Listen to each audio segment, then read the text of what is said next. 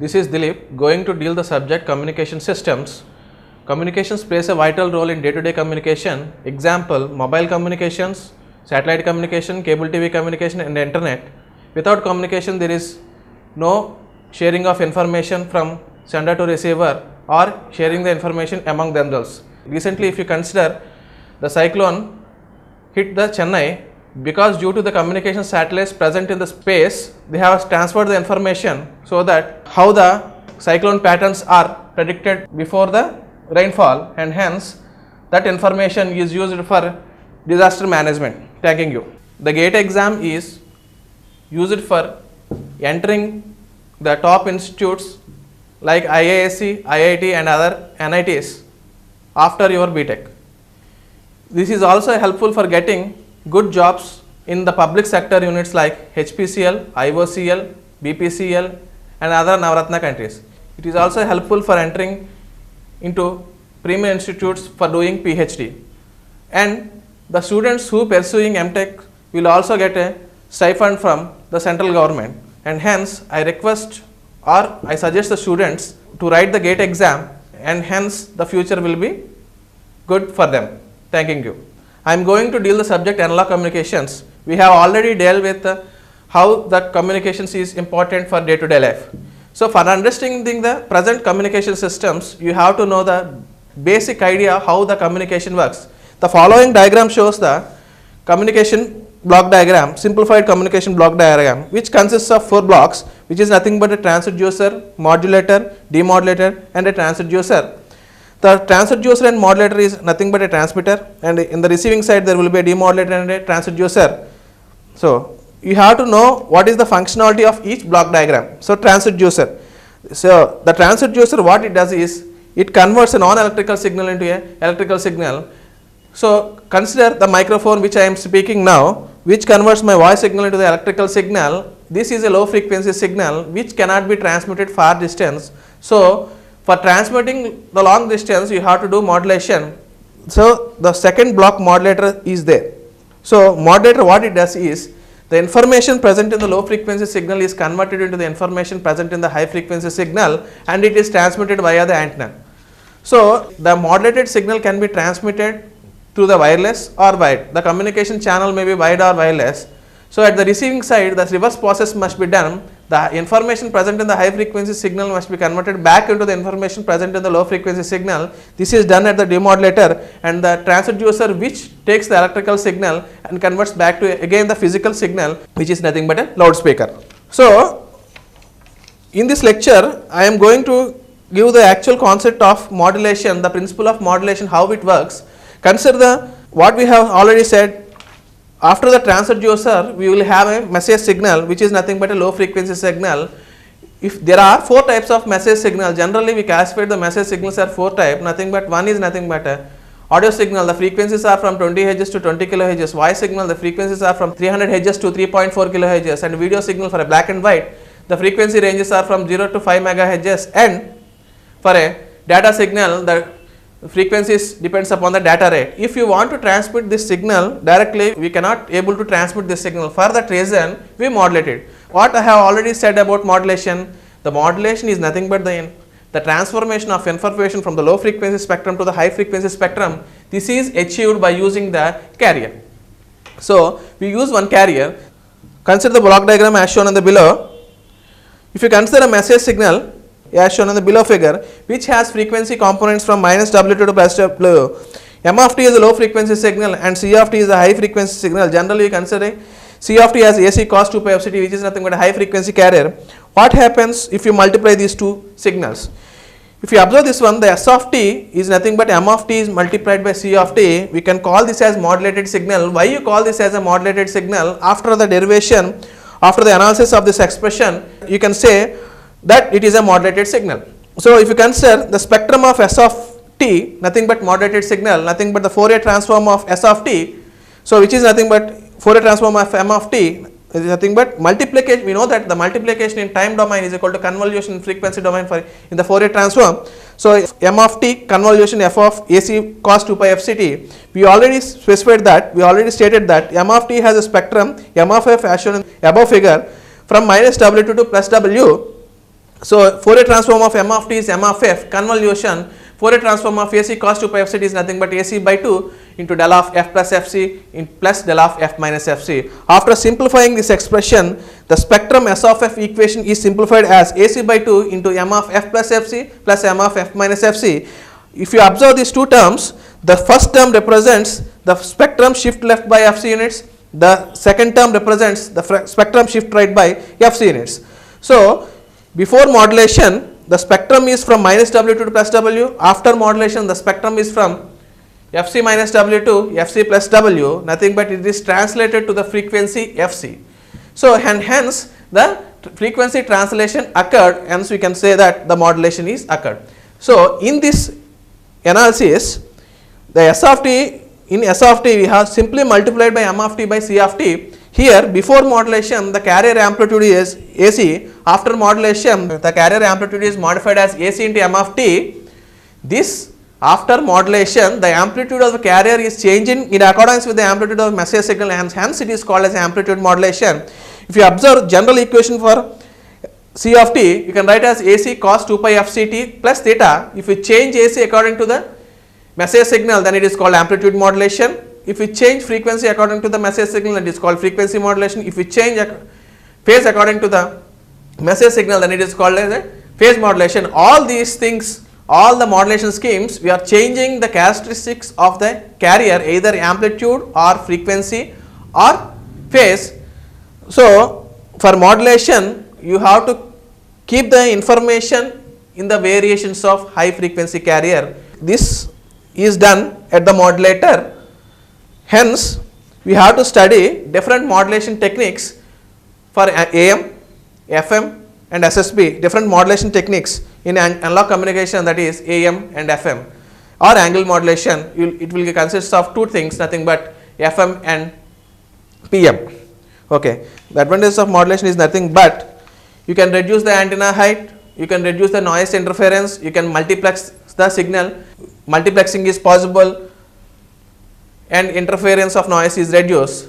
Now we will deal with different problems related to amplitude modulation. Consider the problem given as the peak amplitude of the AM signal varies from 2 volts to 10 volts. Calculate modulation index, efficiency, power of the carrier, power sideband and total power. We know that the modulation index mu is equal to V max minus V minimum by V max plus V minimum. Given the maximum voltage as 10 volts and the minimum voltage as 2 volts, substituting in this expression, it leads to 2 by 3.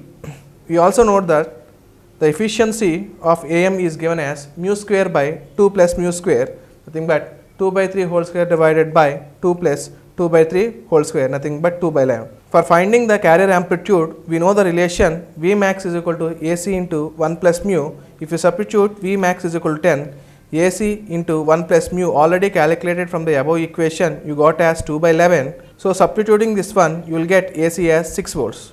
We also know the relation about the power of the carrier, nothing but PC is equal to AC square by 2, 6 whole square divided by 2 leads to 18 watts. We also note that the power of the sideband is equal to PC into mu square by 2, which is equal to 18 into 2 by 3 whole square into 1 by 2, which leads to 4 watts. The total power content in the AM wave is nothing but the sum of the carrier power plus sideband power. So total leads to 22 watts. Okay, we will see the another problem. First note on the problem, a carrier signal C of t, which is equal to 5 into cos 2 pi into 10 power 60, is modulated by a message signal m of t is equal to cos 8 pi into 10 power 3 t to generate an AM signal with mu is equal to 0.5. Sketch the spectrum and calculate the bandwidth and power. And another thing you have to calculate in this problem is calculate sideband power to carrier power. We know that the time domain equation of AM in a single tone modulation is SAM of t is equal to AC into 1 plus mu into cos 2 pi FMT into cos 2 pi FCT. So if you expand this expression, you can write as AC into cos 2 pi FCT plus AC mu by 2 into cos 2 pi into FC plus FM into T plus cos 2 pi into FC minus FM into T. If you apply the Fourier transform for this time domain equation, the spectrum you can represent it as shown in the below figure. Since you are having one carrier which is equal to AC cos 2 pi f t, it will have a impulse function at Fc which is having a area AC by 2. Similarly, the two other cosine waveforms has a frequencies Fc plus Fm and Fc minus Fm, but the amplitude is AC mu by 2. If you apply the Fourier transform, the spectrum will have impulses at Fc plus Fm with an amplitude AC mu by 4. Similarly, at Fc minus Fm, you will have AC mu by 4.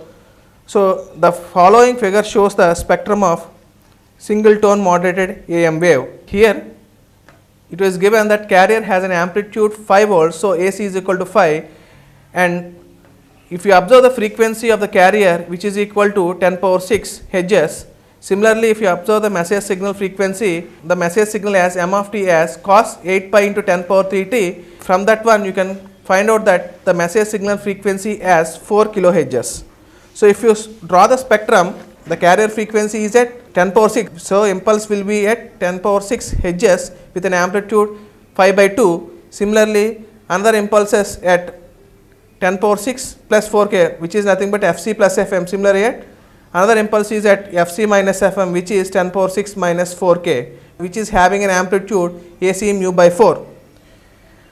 We know that the bandwidth is nothing but the highest frequency component minus lower frequency component, which is equal to 10 power 6 plus 4k minus 10 power 6 minus 4k, which leads to 8k. We know that already the power of the carrier is Pc is equal to AC square by 2. Given the carrier as C of t is equal to 5 cos 2 pi into 10 power 6 t, where AC is equal to 5. So, if we substitute 5 here, the power of the carrier is nothing but 5 whole square by 2, which is nothing but 12.5 watts. We know that the total power required to radiate the AM wave is Pt is equal to Pc into 1 plus mu square by 2. We already calculated Pc is equal to 12.5 watts and mu is equal to 0.5 he has given in the question. So, total power Pt is equal to 12.5 into 1 plus 1 by 2 whole square divided by 2, which leads to 56.25 watts.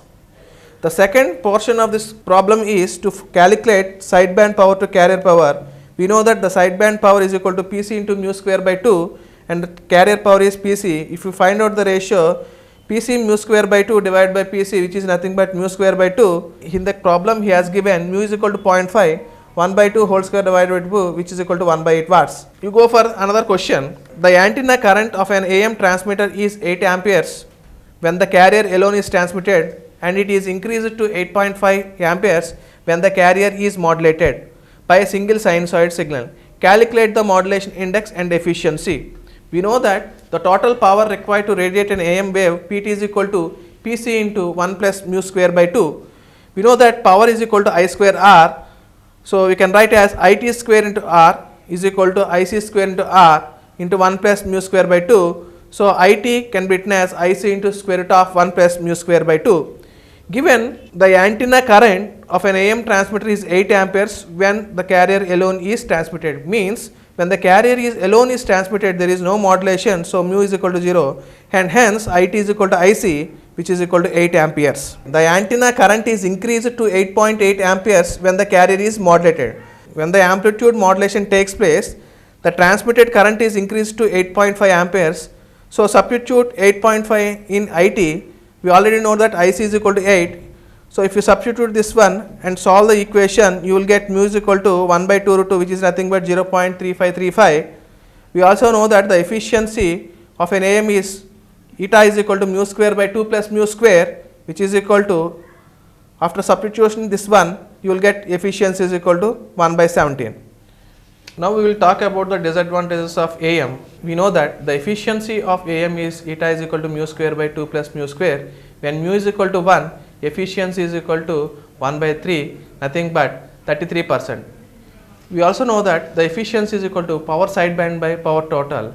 If you transmit 100 watts of power, the maximum efficiency in AM is 33%. Only 33.3% of wattage of power is concentrated in sidebands, rest of the power is wasted in carrier. We know that all the information is present in the sideband, but we are unnecessarily wasting 66.7% of power in carrier, and hence this is the disadvantage in AM.